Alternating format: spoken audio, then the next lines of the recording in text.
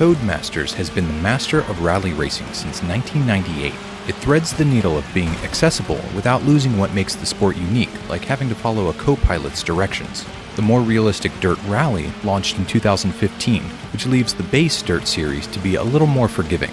Dirt 5 is yet another lap in this arcade-style direction.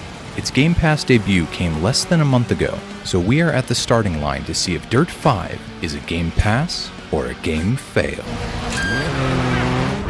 Let's get the elephant out of the room first. Other than the fact that you're mostly racing off-road, Dirt 5 has little in common with its predecessors. The stage-based time trials Volt have been removed and replaced with races against other drivers. Swapping paint with other cars certainly ratchets up the intensity, but it's not the least bit realistic. One thing that hasn't changed is that a single mistake can send you from first to last in a heartbeat. Flashback rewinds to correct mistakes have also been removed, but the races are shorter and self-contained to help balance the difficulty. There are lots of different race types, though most of them just vary the vehicles and tracks available. None of them get much of an explanation beyond a quick cutscene, so if one doesn't click with you, good luck. The lone exception is the drift-based Gymkhana mode. It's hard as nails and the tutorial doesn't help much. There's also a surprisingly deep arena creator, but the interface is clunky, especially with a controller. The split screen and online multiplayer options are stock OEM. Most of our time has been spent in the career mode, which makes a half-hearted attempt at telling a story. A hot upstart driver has come on the scene, but his domination is so complete that he's lost his love for the sport. It's up to you to whop his butt and make him care again. There you go, boom, main event. It's a simple setup that works, but the gameplay isn't really tied to it in any convincing way.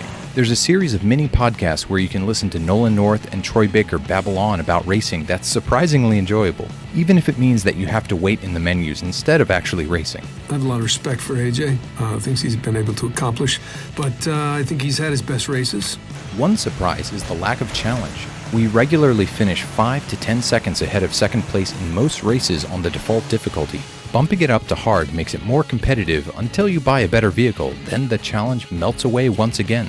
It's only truly demanding in the back half of the campaign, but even then, some race types are just too painless. It's clear why Dirt 5 launched alongside PS5 and Xbox Series X. It's gorgeous. Even though you'll play through the same tracks multiple times, simple changes in the weather and lighting can make them look completely different. Any discussion of driving games on Game Pass has to start with Forza. Forza Motorsport 7 is a quality racing sim, if a little bland. Forza Horizon 4 is not only a great open-world racing game, but one of the best games on Game Pass in any genre. There isn't much else beyond these two excellent releases. Wreckfest is a spiritual successor to Destruction Derby. It doesn't have a lot of depth, but it's different and fun. That's all for Game Pass on PC, but console has Assetto Corsa, an even more technical sim than Forza. If you're into the racing genre, it's slim pickings on Game Pass. Now it's time to find out, is Dirt 5 a Game Pass or a game fail? No pressure.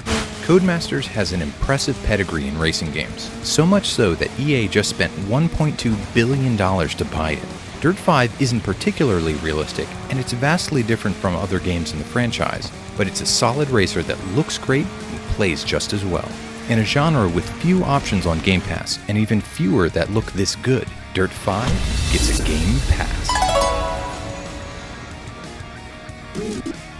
To celebrate Microsoft's acquisition of Bethesda, we're feeding the list of 18 Bethesda games into the randomizer for next week's show, and it selects